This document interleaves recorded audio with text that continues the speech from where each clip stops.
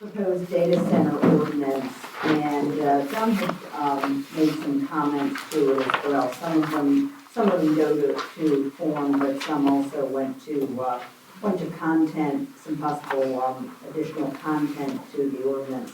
At the last Board of Supervisors meeting, we had some brief discussion about it, and Ms. Dunn gave us a document, which I believe was forwarded to the Planning Commission, feedback on the data center ordinance. I reviewed that, and in light of that document, I also did some research about some additional features that could be protective in our ordinance, protective of residents, woodlands, the environment, and protection against impacts such as noise and vibration. The one thing I did look at is the minimum acreage, because we have in there minimum acreage of 3 acres, which would provide for a smaller size data center, because remember, we're not required to zone for every business model. Ms. Dunn's suggestion, and is based on other ordinances as well, that a 10-acre minimum, and I've seen even larger acreage minimums. But the way to do, because of certain limitations that we have in terms of topography in that township, in the township, and fairly small zoning, commercial and general industrial zoning districts. One suggestion that I have that I've seen in another ordinance in Carbon County, Penn Forest Township, which is one that has a lot of guardrails in it, is an overlay district, which would require the acreage and certain standards like setbacks, and allow for a larger minimum acreage, since it would be difficult to get that 10 acres in a commercial or general industrial district. That could possibly be de facto exclusionary. So an overlay district is a possibility with certain parameters for that overlay, for what property could comprise that overlay district. That's one possible idea. Something else that was in our draft, but also in Ms. Dunn's recommendations, was a number of impact studies. And what I've seen in these ordinances across the board for studies and different types of impact requirements, water feasibility study, as far as is there enough water, is as in this ordinance, a loop system and recycled water for cooling purposes. These servers are running constantly for an AI data center. And a loop system of using recycled water is a possibility. An air-cooled system that doesn't use the same amount of water is also a possibility. Another power needs impact study, because is there going to be sufficient power? Is the grid going to be sufficient? That's something that a study should be required. There should be a decommissioning plan for facilities that are either left unused for a certain period of time and unfinished. And what decommissioning, what financial security would require, would be restoration of the condition prior to construction, estimate from an independent engineer on how much it will cost to decommission the facility,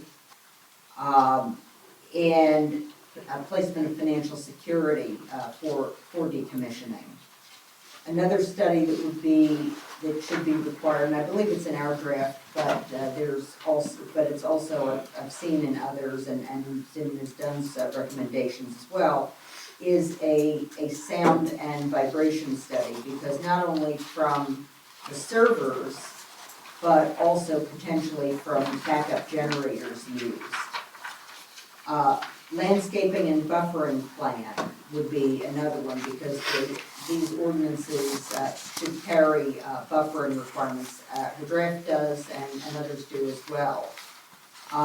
Going back to the backup generator, if the data center is considering the use of a backup generator, not just for emergencies, It's required to maintain a public website and announce when the generators will be in operation.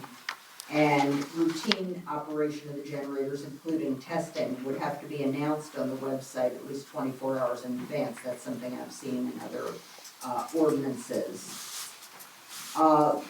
There are, just like in our ordinance, the ordinances I've seen have a minimum lot size, minimum lot width at the building setback line, building coverage, impervious coverage requirements, a building height requirement that will allow for another, a certain amount for roof mounted. The Penn Forest ordinance that I reviewed allowed for a maximum building height of 60 feet, but it also allowed for another 15 feet in height of roof mounted equipment. And the applicant would need to submit a view shed analysis illustrating areas from which the data center with a 60-foot height plus 15 feet, 75 feet, would be visible. If there, if there would be if it's an overlay district, it would have its own setbacks, but if the underlying zoning district may have setbacks that are more stringent, so that's something that would have to be looked at. A minimum buffer yard along all property lines or exterior property lines. I've seen as much as 100 feet minimum buffer yard. With the buffer yard, including an opaque four-season landscape screening buffer. The equipment would have to be screened from view. Must submit buffer yard plans which show that screening and landscaping, and also fencing for security, because we know that security is extremely important with a data center. I mean, anything with servers would require good security, and part of that would be fencing. I know that it's referenced in the draft, but it's also in Ms. Dunn's list of concerns and possible improvements to the draft. And that is noise-producing equipment such as the heating and air conditioning equipment, heat exchangers, backup generators, and the servers themselves. Can be selected that, and would have to be shown to the township, that low noise units and effective engineering noise control methods would be used to minimize noise emissions to meet sound and vibration limits. The biggest concern would be with water and sewer, and particularly if a non-public water source is being used. The draft provides for a feasibility study, and I've seen some specifics on feasibility studies. We have some specifics, but there are also some in the ordinances that I've researched. One encourages the use, and ours does as well, it encourages the use of a closed-loop water system for cooling or other technology systems to minimize the use of water and to minimize sound emissions from cooling equipment. Now, some ordinances I've seen just strongly encourage it. I believe our draft requires it. To exempt the facility from the feasibility study, the data center would have to show a need on average to use less than 10,000 gallons per day in a 30-day period.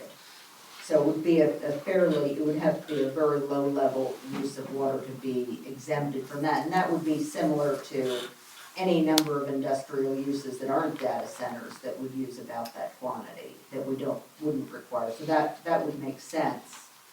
The Board of Supervisors can also require a well depletion agreement or other similar information that wells will not be depleted as a condition of approval or security in the event that it would. Another study, and I think I mentioned this earlier, and I think our draft has it, but to give more details, a power supply study. The amount of power that's expected to be required on average, what is the peak demand, and what will it be at full build out? What is that estimate? It would have to go into the sources being utilized. Is there going to be a cogeneration facility of some type on the site? Is there going to be energy storage equipment such as large batteries for stored energy? What is going to be the estimated impacts on electric rates in areas? That's always a concern with data centers, and it's being raised nationwide. If it's going to use electricity from a public utility, whether necessary capacity exists in the grid. If there are going to be new lines that need to come in, are they going to be designed to minimize visual impact on surrounding properties? Like, for example, if you think of high tension wires, that would be unsightly, minimize that type of impact. There would be in a revised ordinance an emergency plan, controls on light and glare, similar to what other commercial and industrial properties would have to do. The shielding of lights and fixtures that prevent light spill onto other properties and onto the roads. Woodland protections could be drafted into the ordinance. On one I've seen, no more than 50% of woodlands could be disturbed for a non-residential use, and it would also include replanting and replacement of mature trees, and electromagnetic interference would also not be permitted. No radio or electrical disturbance or radioactive emissions or fumes. The types of impacts that you want to avoid: fumes, odors, gases, electromagnetic interference. So those are some of the features that I have found in researching other ordinances. Ms. Dunn, I want to thank you for your research as well. It kind of guided me into some new directions with this, and ways that our draft is a good start, can be beefed up.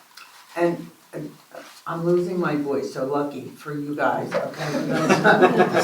But I happened to see a video of a woman in front of, I don't know who it was, but she was talking about the closed loop system.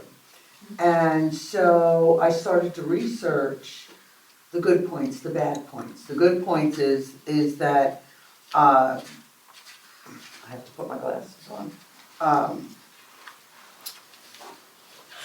It circulates treated liquid water or glycol mixtures in a sealed system to remove heat, offers high efficiency and lower water consumption than traditional air cooling. However, it introduces significant risk related to fluid management, mechanical failures, where pipes are connected. It sort of eats at those connections, and it causes leaks. And what's leaking out is the chemicals. Well, you can use, you say glycol-based chemicals. you can use, for example, propylene glycol, which is used in foods and medicines. And you don't have to use a toxic type of antifreeze or coolant. Yeah, we might have to be specific, only because of the PFAS chemicals that go into the ground, contaminate water,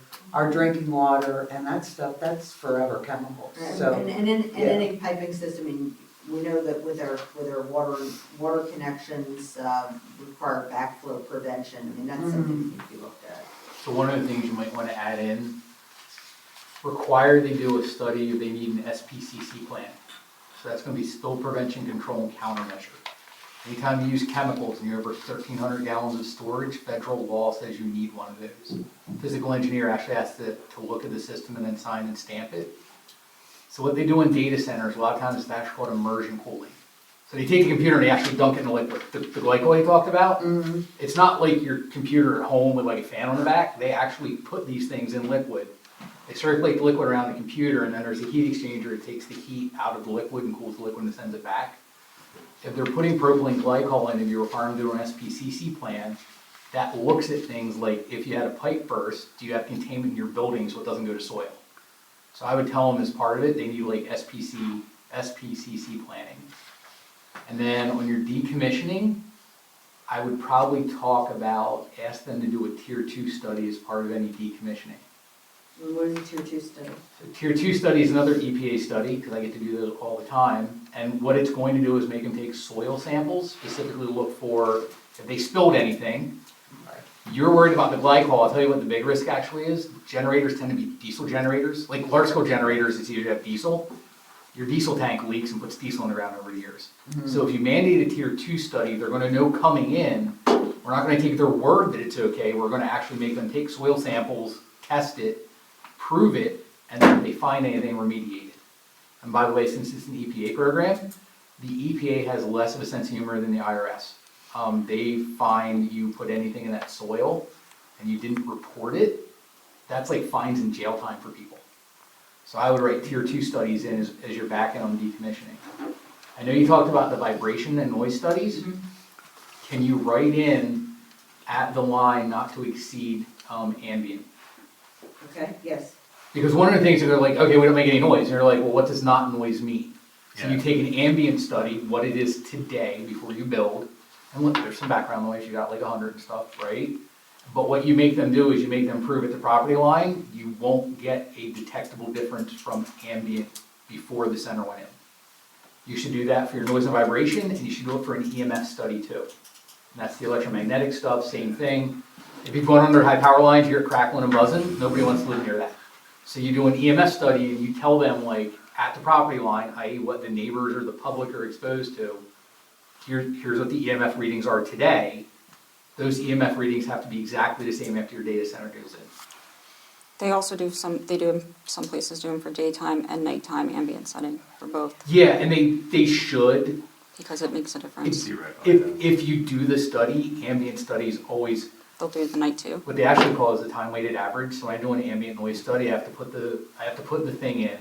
It runs for 24 hours. I get a readout that shows decibels over the course of the day, and then they time weight average it. So they say like peak decibels is 70 decibels, right? But then they say like the 24-hour average is blank. And what you have to meet when you do it is you can't exceed the peak, and you can't actually change the 24-hour average.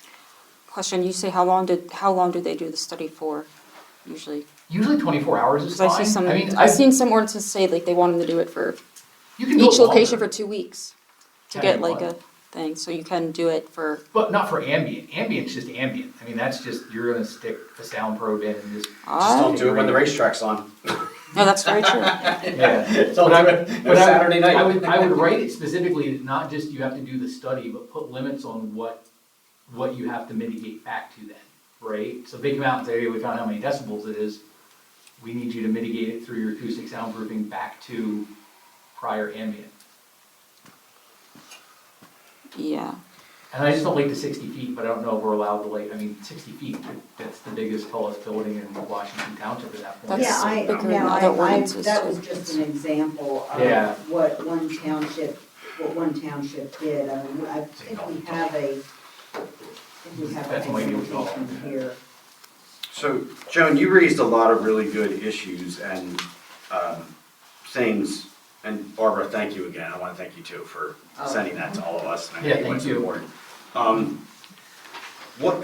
I've got a bunch of questions and comments, but also, is the plan for you to are you planning to do a revision to this ordinance before it comes back to us, or? Yeah, Because you talked about all different feasibility studies, I know some of them are in here, which is good. right, yes. But then you talk about some that weren't in there. Mike, you just brought up a Right, couple I've really got a good few things. more. Yeah, I'm glad to do a revision that I'll give to you and to the Board of Supervisors.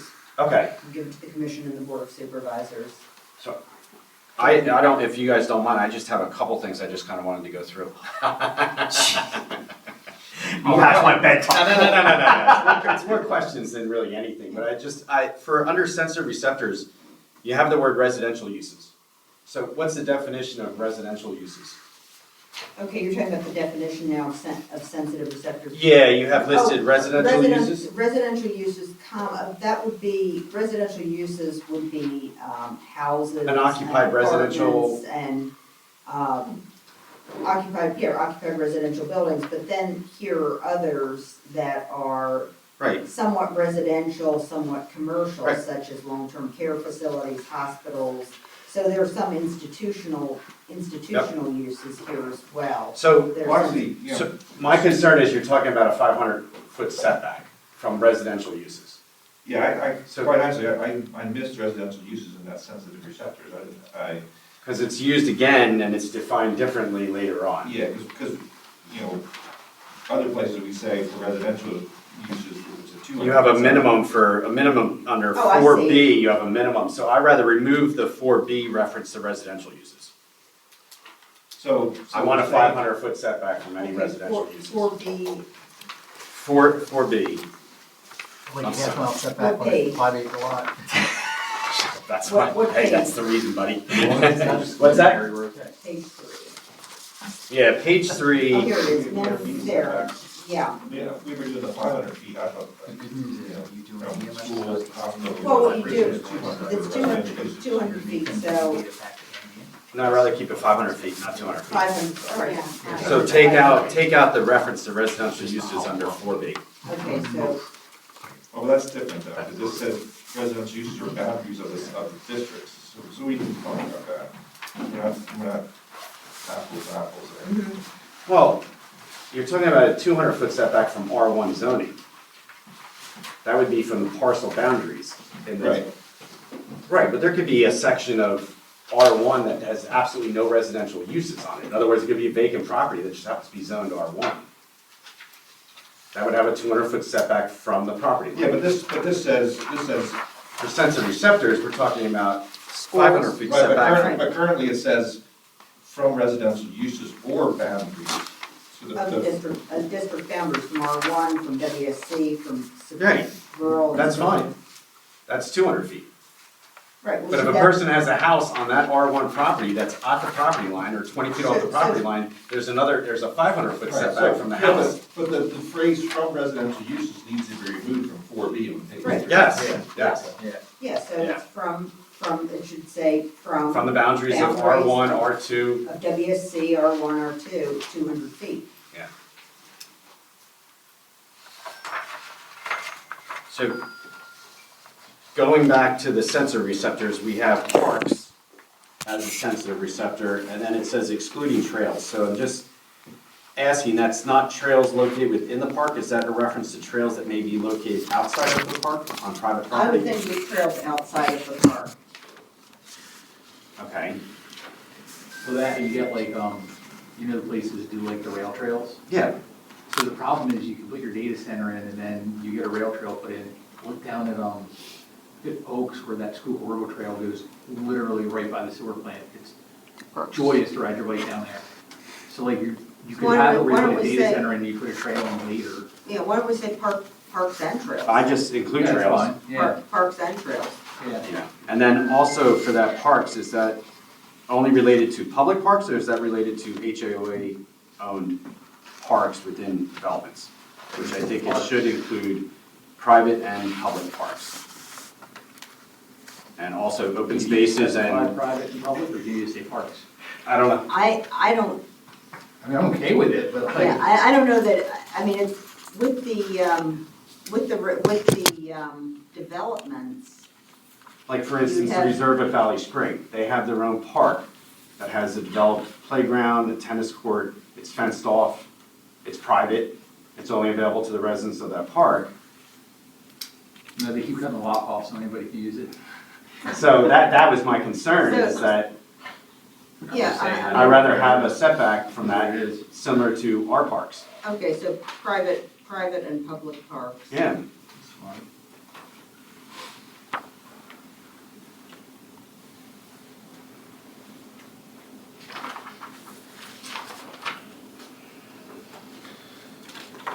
so under, top of page 3, under dimensional standards. Jen, you have a maximum building height for a data center to be 45 feet, inclusive of roof mounted, blah, blah, blah. We already have building heights defined for commercial and light industrial. Like, why are we increasing the What is potential building height within a commercial and industrial? What is the maximum height for commercial and industrial? don't quote me, but 25 and 35, I believe. But there are defined, John, do you know off the top of your head? I don't know off the top of your head. I have my list here. We talked about this. I don't think we should. Building height, commercial is 35, LI is 45, and we also discovered in general industrial, there is none, which is kind of. So then I think we should leave the 45 feet for, we should define the 45 feet for general industrial, or at least for data centers. But it also needs to comply if it's in commercial and light industrial with the setback requirements that are referenced in the zoning ordinance for both of those Right, zones. and that depends whether, that depends whether we use an overlay. I mean, you could have the overlay that it refers back to the setbacks for the underlying zoning. Right, So that seems to be the best way to go about it anyway, right? except we want to define something for general industrial, so we don't Okay, have. so they don't get the We need a limit, so somehow get a limit in there, but hopefully. Well, reference- what we should do is, this is gonna be amendment to the zoning ordinance, so we should just add a building height for the general industrial as part of this. We can just add Right, it as this is another the time to section of the update it. zoning. Okay, Yeah. okay. Why are we under, going back to 4B, why are we not including agricultural land in the setback requirements? Is there a reason for not including ag land with a 200-foot setback like we do for R1, R2, and high density? I guess not viewing that as a sensitive receptor. I think the animals might disagree with you. I don't think the horses. I don't think would. that court's so could care, but, you know. No, I'm not worried about, you're right, the plants are not, but there's horse pastures and people that have horses in this township, and I think we should just, I don't, to be honest with you, I'm not sure that agricultural land is butting up to any of the available, Yeah, it is. so maybe look at that, I don't think it does, actually. No, it does. Does It it? does, yeah. yes, it Yeah, does. Where's Yes, their it does. ag land against?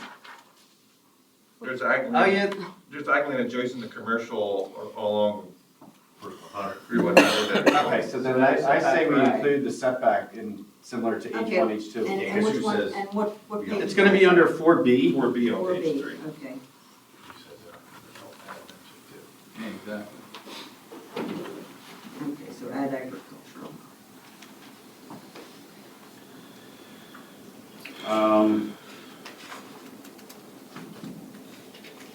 You just sound like you don't want one. Shut up. It's not that we don't want one, it's that we're I hope gonna that's so all. expensive So, to put it in, they won't want one. You have to make them not want it. Yep. Yeah. So they don't even bother. I'm telling you, you do acoustic, it has to be down there. Yeah. It's gonna cost them so damn much money, they're gonna be like, it's not my Well, fault. for all that, I wouldn't go away. No. Unless you build it underground. So I had a comment under, it would be, it looks like it's gonna be E, which is noise and vibration, 5, which is the no vibration. I know you talked about, Joan, a bunch of stuff as far as doing a vibration, a background study.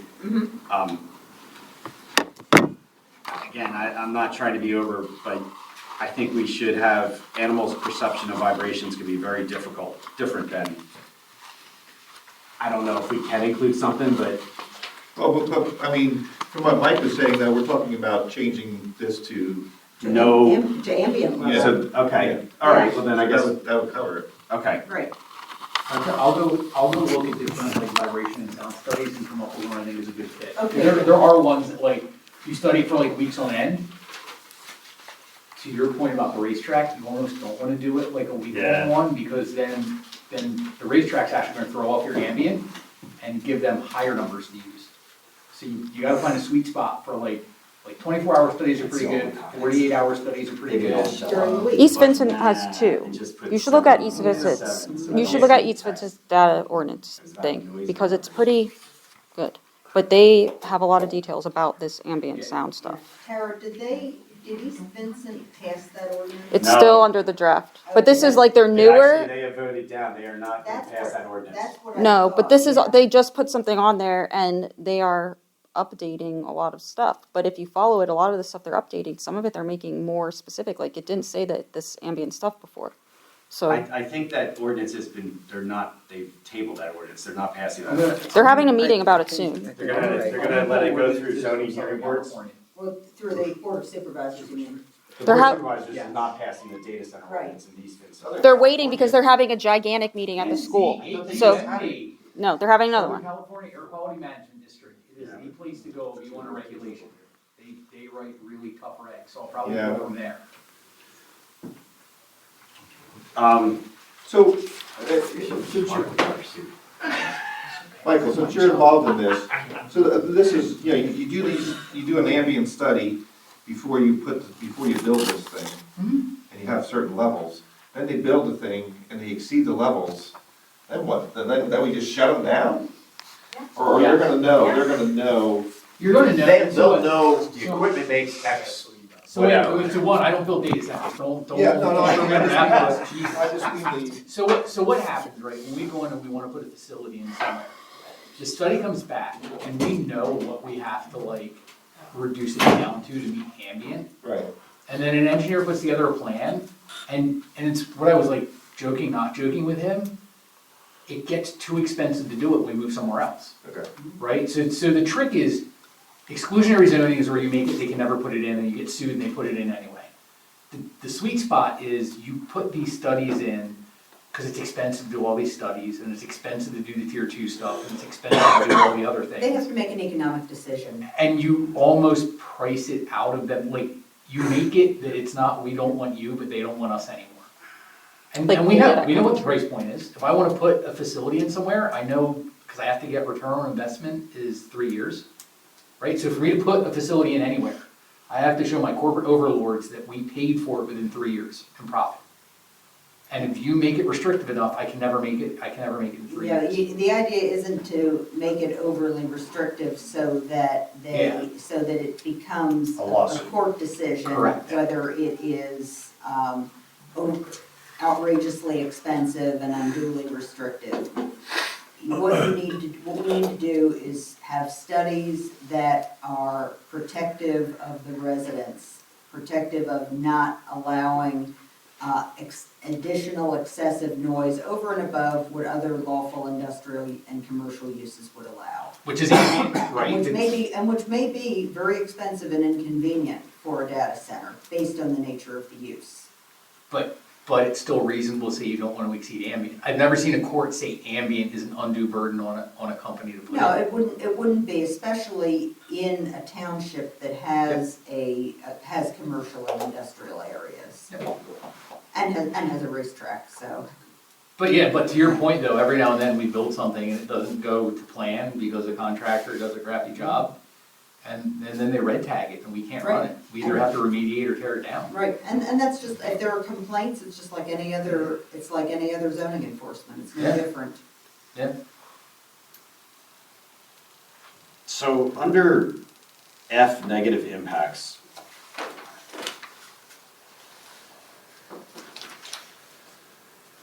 So, correct me if I'm wrong, the way I'm reading this, it says any use or activity producing dust, smoke, fumes, glare, exhaust, heat, or ionizing or electromagnetic radiation above limits established by the applicable law or regulation in any form shall be carried Yeah, on its. You can't. Yeah, tweak no, that. we're changing that. Okay, all right. John already All caught right. that as something we need to change, so we are changing that.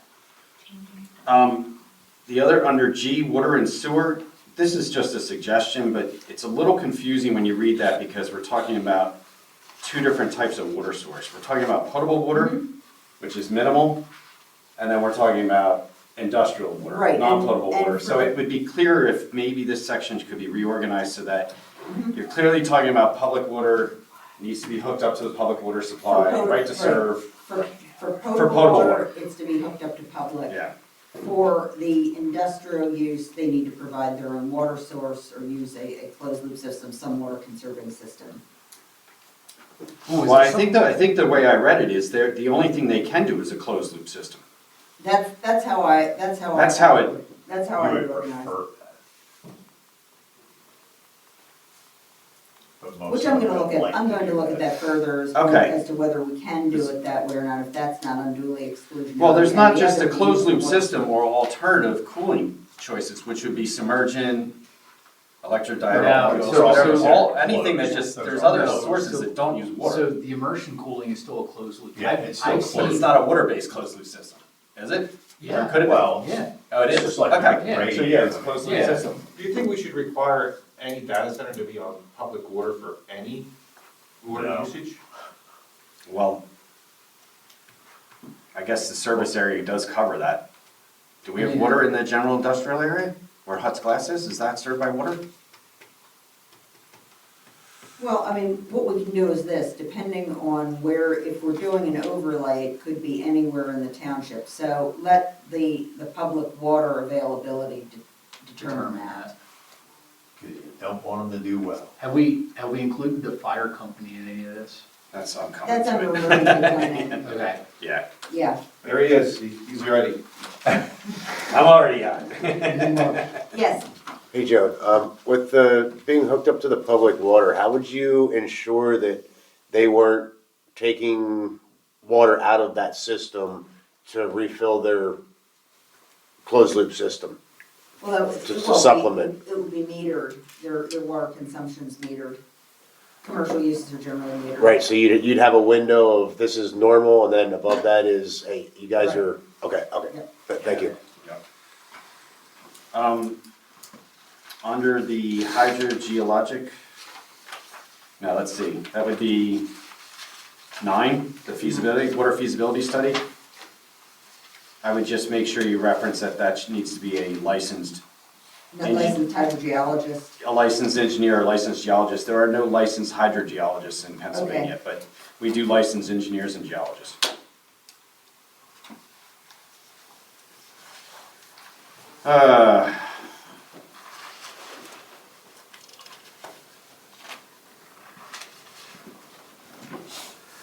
All right, as far as alternative power supplies for these things, is it possible to just mandate that they need to connect to the grid? I think that's. So there are, go ahead, what? I think that's a part of the issue. If they connect to the grid, I know other places are saying their rates are going up. Your rates Well, there's wording in here to control that. There's wording that it doesn't allow the rates to go They're up. still gonna have backup backups. generators. They're gonna I'm have not worried about the tons. backup generators. I'm working about, like, down in North Carolina, they've been running turbines to power supply.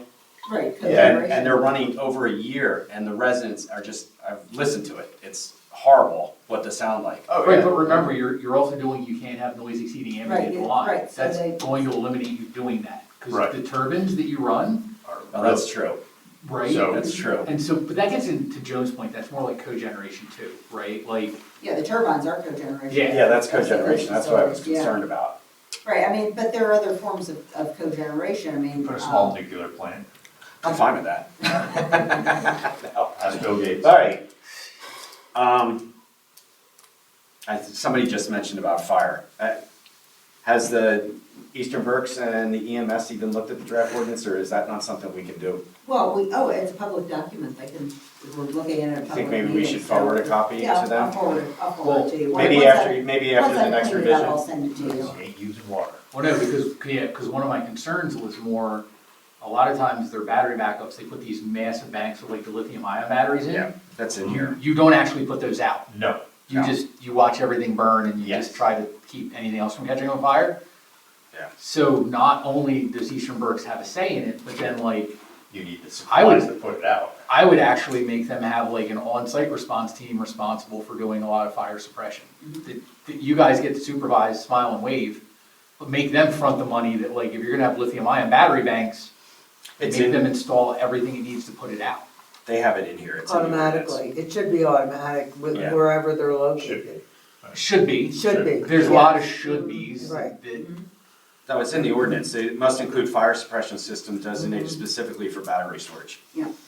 So, I would make sure that you have teeth in it, that it gets reviewed by like your fire department Yeah, and your we zoning will. And that officer, is- because there is a lot of opinion on what, you know. Right. What and actually works. If you go to the next page, on page 9 at the top, under emergency response plans, the applicant shall submit an emergency response plan prepared by a qualified professional. The plan shall be reviewed and accepted by the local fire Okay. department and emergency management services as part of the land development process. Include detailed procedures for fire suppression, containment, ventilation, and evacuation of the data center accessory uses, and any on-site power generation systems. Okay, Yeah, evaluation of access roads and hydrant locations. Ensure that first responders receive adequate training specific to the installed system. and include provisions for annual fire safety inspections demonstrating compliance with fire safety standards. So that's all. By the way, there. that And means then your training also- budget just increased, because you're gonna point out that you're gonna need additional training provided by their expense. Exactly. Mhm. And also I have in here New that truck. any data center proposing Especially for battery putting out battery storage or fires. any other device or group of devices capable of storing energy in order to supply electrical energy at a later time, needs to demonstrate compliance with NFPA standard 855, installation of stationary energy storage systems or similar standards, and must include fire suppression systems designed specifically for battery storage. Okay. Joan, just so you know, that's a duplicate for I2. Okay, So either leave it under safety or put just, it's the exact same copy of a paragraph. From Okay. I2 matches J2. okay, that's fine. And under J, Mike, you had said as far as a PPC plan. SPCC. Well, what about a preparedness, prevention, and contingency plan for the waste? So usually you do an SPCC, PPC plan together. That's for the spill prevention and do the Uh-huh. PPC together? Uh-huh. But Because you're gonna have what's PEC in the, both of them. what's the volume on those requirements under OSHA? Do you know, under EPA, do you know what it is? EPA SPCC is 1,300 gallons of any chemical being stored on site in an above-ground storage tank. Underground storage tanks are less. I don't remember how many gallons. And then PPC just has to do with waste generation. So you're like small quantity, large quantity generator, that all kind of. So we should probably merge both the PPC and the PPC go SPCC together. underneath, They always go together. underneath the emergency planning section somehow. And Joan, I can send you information. Okay, yeah, Just- please do. yeah.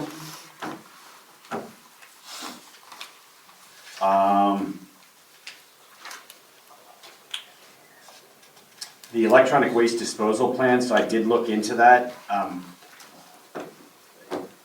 You know, we probably should have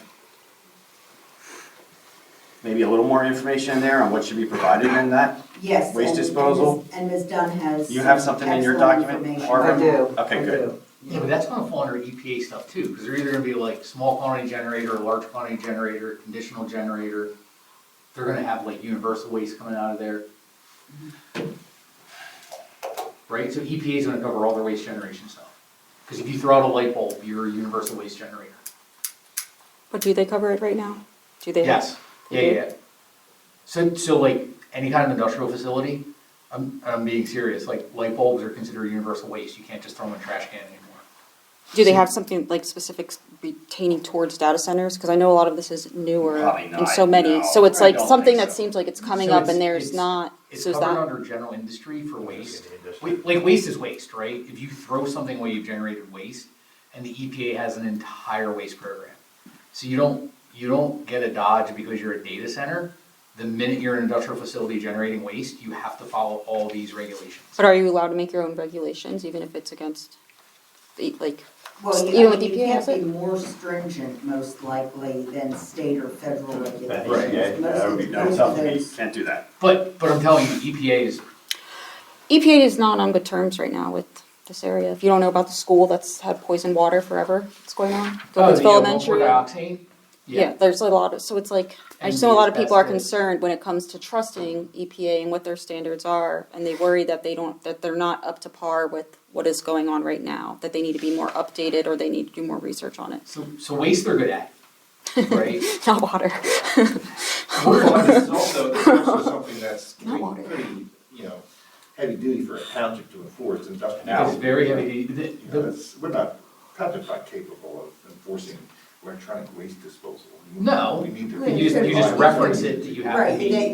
that reference EPA or reference DEP regulations for electronic waste disposal. The problem with the EPA, in the EPA's defense, and I will rarely defend the EPA because I hate them. Think about asbestos, right? It was a miracle fiber and they put it in everything. And after about 20 years, they realized like, holy shit, everybody's getting cancer. Unfortunately, with cancer-causing chemicals, it usually takes like 20 plus years. PFAs are another one. They put them in all the fire suppression stuff because they did a really great job. Well, And EPA it didn't took- put them in there. Well, no, manufacturers put them They in, allow it. and the EPA allowed it, DuPont. and it took about 25 years, they started going like, why is this happening? And then people hit the EPA like, you guys suck, and it's like,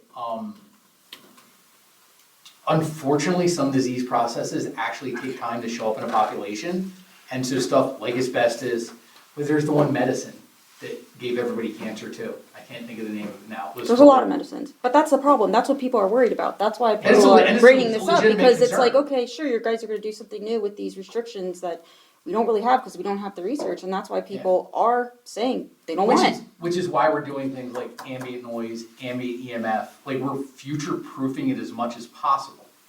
But like, I can't guarantee you that 25 years from now, we are all gonna meet up for a union tour and be like, so we missed this random Well, I have a question thing. about that, because I know you said something about doing zoning or rezoning, and like, I know that the way our zoning is it possible to look at that and to see like where we could, is a good place to put an overlay district or what? Because some of these little, like only general industrials right by where a bunch of people live. Yeah. But then you Right. have some spots where And it's more that's- empty. And that's why I'm looking at an overlay district, that if it meets certain standards, that would be an overlay relation. That's something I've just seen in research, and I need to do more with that. But I think that might be a good fit For for here, this township. I agree, because, I mean, Where would you put an overlay? I know you can't say.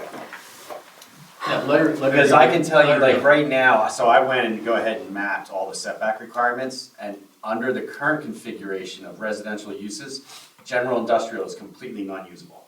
Right. It's And 50-foot the 500-foot setbacks takes the And that's my entire. concern, is either a de facto exclusion or putting it in a place where it doesn't belong, while to allow for the larger lot size, that I think is probably a good idea considering other ordinances. But I mapped out for light industrial with the setback requirements of that, all that land, which isn't a tremendous amount of land, it's got about 6.3 acres of available development space. With all the setbacks from the residential Yeah, uses and offsite. that's the kind of thing That's with the that. 500 foot. That's with the 500-foot setback and the 200 from the Right, street. and that's the kind of thing that you get a validity challenge, get hit with a validity challenge, and a planner shows you, and that's what we don't want to happen. That's why an overlay district might work better here. Okay, so here's a weird question too, we did minimum lot size. Is it exclusionary to put a maximum size on something? No, it probably would not be. Because what I'm thinking is, right, like, so data centers, it's always economy of scale. That's why the new ones are like 50-acre buildings, because they need bigger to get the value out of doing it. So if you put a cap instead of just a minimum, does it make it unattractive because They know. at a 5-acre max, it's not even worth doing, right? They're like, because Okay. like, There's- 5 acres, we can't do a data center, it's gonna do anything, so why even bother? So Right, but it has to be commercially reasonable. It has to be commercially reasonable. right, I just didn't know if a cap would, I think you can do that. I don't know if anything's done, as long as you can show that it's commercially reasonable. right. And you don't have to zone for every business model, it just has to be reasonable. Right, so, because, I forget data centers, like, look at Allentown where they put in these, like, the shipping warehouses with like 300 friggin' truck bays, so they can Now ship they're warehouses. turning into data I centers. wouldn't want one of those here either, so I don't know that a max would hurt if we could figure out a way to do You it. can do that, I mean, it's something to research, a maximum lot size. And that gets rid of a couple other things that we might not want to, like huge warehouses and truck centers. A lot of these newer data centers are taking over old warehouses and buildings, but they're only taking a portion of it. So, that gives them the ability to expand. Or they're buying properties around other places to turn that into being bigger, so some of Well, them that start is- That's small, always a risk that they some of them buy start out. small, They buy like, out oh, well, homes. just, yes, Uh-huh. So we're like only general gonna be industrial, five, they could buy all of those properties Exactly. up and use that entire property. yes. Well, actually, no, because the residential uses it's R1 across the street, across Route So the 100. setbacks Route are 100's R1, so you still have the setback. homes are pretty close to the road there.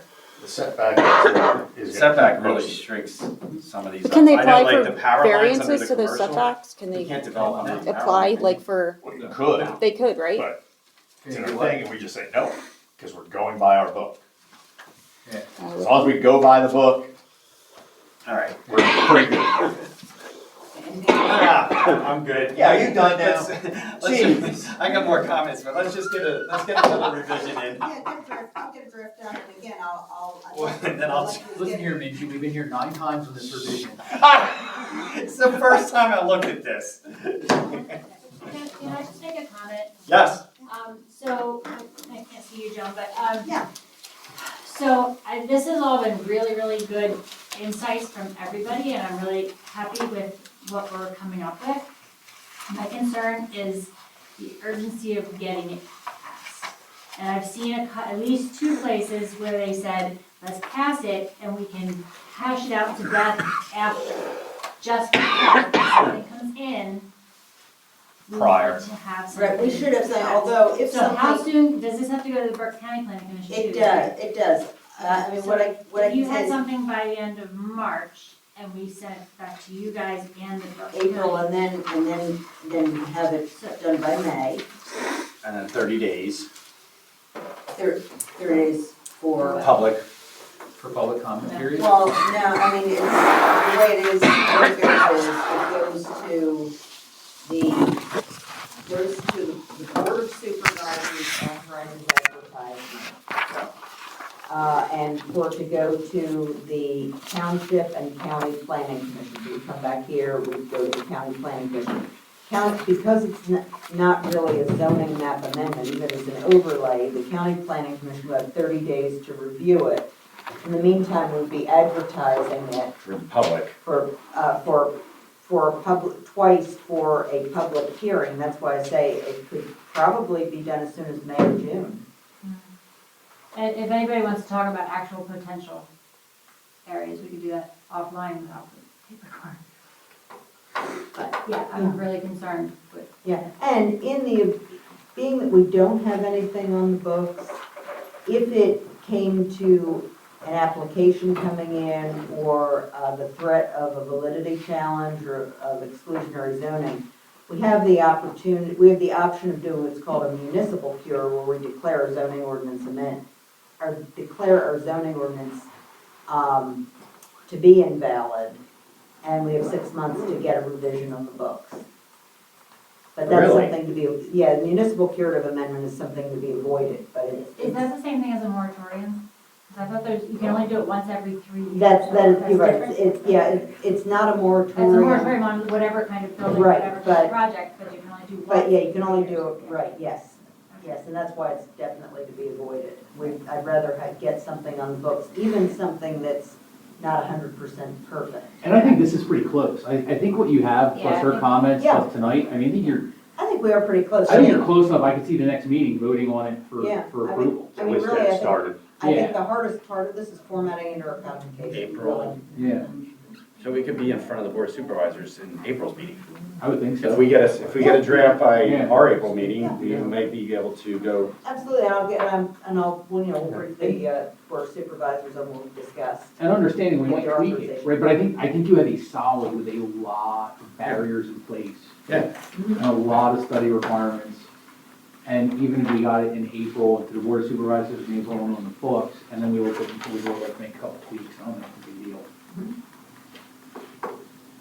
But between all the comments and everything, it's pretty good. All right. Does anybody have any comments in the public since you guys attended the meeting? Cool, it's your time to shine. Go ahead. Oh, you go first. Oh, Go no, I ahead. don't. Go ahead. Why don't you go? Okay, so I appreciate that, you guys are looking into the public health risks, because that's my main concern with data centers, is EMF radiation, air pollution, all that kind of stuff. I feel like, yeah, that to me is my main concern, so and noise is another thing, but I appreciate that all is being looked into. I know you brought up about like making sure EMF radiation would not change with, and and doing those studies and things like that. And I think that's important because to me, there's really no benefits of a data center. To me, there's only negatives. Like, what would be a benefit? Can anybody share, like, what would be really a benefit of having a data center? Taxes. Taxes. Well, yeah, I mean, so, no, I mean, so do you want the brutally honest answer? Taxes. So they were gonna put a data center in, what, near Phoenixville? They were gonna do like the land swap with like with Limerick They did. Generation. They And are. so, you had a Facebook page for that, which uses a ton of data. Oh, that's still And then going. people shared videos, which uses a ton of data. And then people go on social media and post about data centers. And so what happens is you generate so much data, they have to have a data center somewhere. The push for data centers is because of all the data. Yeah, but it's like, we already are exposed to so much radiation with our. No, phones, absolutely, but- laptops, and That's true. let's not add more. But you know? were asking about the benefit. The benefit Everybody, is tell everybody to get rid of these. we're in an information society that keeps pushing more and More more data. data. It's all about And so data. now the problem is, so if you're old and decrepit like me, you remember it was the old, not my backyard, the NIMBY movement. So environmental regulations where we accepted we had to have certain things that were like not super healthy. I just didn't want them in Washington Township, you had to put them somewhere else, Yeah. like Pottstown, right? You kick it down the street, so and it was literally called NIMBY, it was not my backyard. Data centers are like the current version of that. You need them because of the way society's going, but nobody wants to live near them. And so it's this really weird, like, Well, and like you brought up another good point that like, you know, we may not know, 20 years from now, everybody You will don't- get cancer from it. Oh, But yeah. like, we don't wanna take that risk. Like, nobody wants to get look cardiovascular how much they issues. say, look how and much your asthma. phone disrupts your sleep patterns. Yeah, Look at how Yeah. they banned it in certain countries for kids because it was driving up suicide rates in Australia, because it's addictive. And so kids under like 18 now in Australia can't have access to social 16. media. yeah, I mean, 16. see articles online all the time for data centers in other states and people are saying their kids have developed respiratory issues. Uh-huh. You know, these are like, Cancer these are real clusters. things. But keep that in can mind, happen. those cases are happening where data centers went in with nothing on the books, not requiring any noise studies, Yeah. not requiring any emission studies. Which is why not we're working so mandating hard And to like, I background, appreciate so, that, and that's why You I'm know, glad it's I came here to unfortunate, hear but there are everything. cases across the United States where people are running out of water, listening to vibration, their kids aren't sleeping because they Right, actually that's feel it. what I'm reading Yeah, online. there are cases, there's Yeah. no doubt that's happening. Yeah. and that's why we're trying to put like, oh, you have to do all these studies You to gotta make even sure get we through. don't have that And situation. that's, yeah, my personal opinion is that like, we should make it so that we're driving people away to not want to bring a data center. That's the idea. Yeah, I mean, But we didn't say. No, you never drive people that's the away. idea, off the record. That's the idea. Right. Okay, Take that so I- Nix that one, But we're not allowed to say that. We would like to make it unattractive. Can you put a community benefit Yes, plan? that's what I. What's that? A community benefit type of plan. Some places have them. You could add You could some. ask for one, yeah. Because The that's problem with sometimes a community drive benefit people plan, away. what they always tell you is we'll bring some tax revenue and we'll plant trees and we'll put a park in and they will have some very expensive lawyer that'll like, Make it look really ooh, good. and yeah. I'm just thinking about more Yeah. hurdles It's here. it's worth asking for. I always take those with such a grain of salt because, Well, we do. We have an environmental and community impact analysis. there you go. So No, the plan is like they have to do something to like improve the community or put it somewhere. I was the just, site plan of the property indicates location of proposed improvements, flood yeah, plans. I know it's narrative. different than that. No, it's different because the community improvement plan has to be like, I want to come in, I'm going to build you a new firehouse, I'm going Yes. to build you a new school, I'm going to pave every road in townships, no more oil and chips anymore. I'm not It's sure gonna be that amazing. that's something, Other places do it. You can ask for pay it. to play plan? Yeah, I think you have to be very careful about. Yeah, the wording with about that. those things. Yeah. It's something to consider though. No. But I think we've put a The bar's lot pretty of- high. When you start putting in like, I want a sound survey and mitigation, or Right, EMS survey. They'll just those move on. impact studies, you absolutely can. Yeah. But when it comes to amenities and goodies, for Yeah. the community not related to this, I would not be doing it. Sometimes Sometimes it's like the sewer system, like we're Well, doing that- for the that's developers. required. That's what I'm talking Right, about. something, Yeah. right, Well, something those- that is they are required connected to the use, Increase the absolutely. size of the sewer system. Right, and if they require, additional power needs, as I was saying, that the power lines have to be in a certain place. That's more what I'm- Ridiculous. Yeah. All right, I think we have a good start. Yeah, All right. I think so too. Thanks for the comments. Yeah, Yes, All of thank you Thank very Thanks much. for sitting here for 2 hours. Yeah, sorry. Some people talk forever. Jeez. Look, I cut it off my short, you view on bastard. that is, as long as you keep it under 3 hours, like 3 hours I start to wilt. Just start banging the table.